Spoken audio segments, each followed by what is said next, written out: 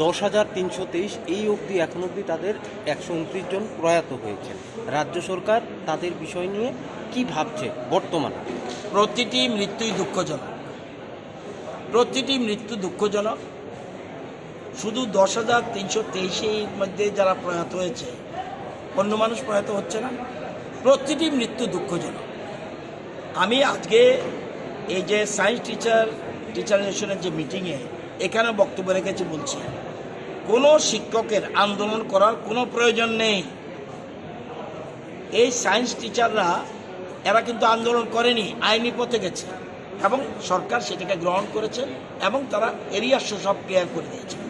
TET teacher যারা বর্তমানে করছে তাদের জন্য আমরা স্পেশাল কিছু করার চেষ্টা করছি, কারণ শিক্ষাক্ষেত্রে টেট টিচারদের একটা বিরাট ভূমিকা রয়েছে, অন্য টিচারদের ভূমিকা রয়েছে, কিন্তু টেট টিচারদের একটা বিরাট ভূমিকা রয়েছে গুণগত শিক্ষার ক্ষেত্রে। 10,323 শিক্ষা দপ্তরের লোক ছিল, কিন্তু আদালতের রায়ে, ওই কেউ বলবে আদালতের রায় এরম বলেনি, এটা তো আদালত ঠিক করবে। যদি আদালতের রায় না থেকে থাকে, আদালত বলে দিক যে আমাদের রায় এরম ছিল না, ত্রিপুরা সরকার তুমি তাদেরকে চাকরি দিয়ে দাও, আমরা দিয়ে দেব। সুতরাং প্রশ্ন হলো 10,323 এটা হলো আইনি বিষয় এবং সুপ্রিম কোর্ট পর্যন্ত সবাই গিয়েছে, আরও যেতে পারে। সুপ্রিম কোর্ট যদি বলে দেয় যে 10,323 যাদেরকে চাকরি চলে গেছে তাদেরকে চাকরি দিয়ে দাও, আমরা দিতে তৈরি আছি।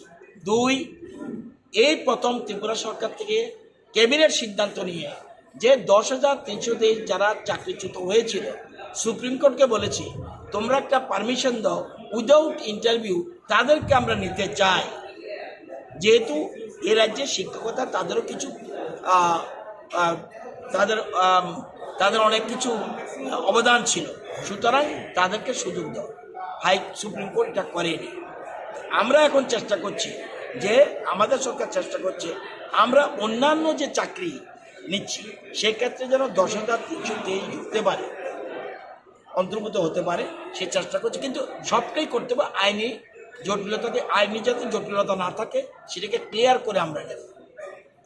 আপনারা জানেন যে গ্রুপ সি গ্রুপ ডি এই ক্ষেত্রে যারা 10,300 সবাই ইন্টারভিউ দিয়েছে, তো সুতরাং আমরা চেষ্টা করব 10,323 যারা রয়েছে, যারা বিভিন্ন ইন্টারভিউতে পার্টিসিপেট করছে তাদের মধ্যে যাতে দেওয়া যায়, অর্থাৎ যোগ্যতা বিচার করে হোক, যেভাবে হোক, সেটা আমরা চেষ্টা করছি।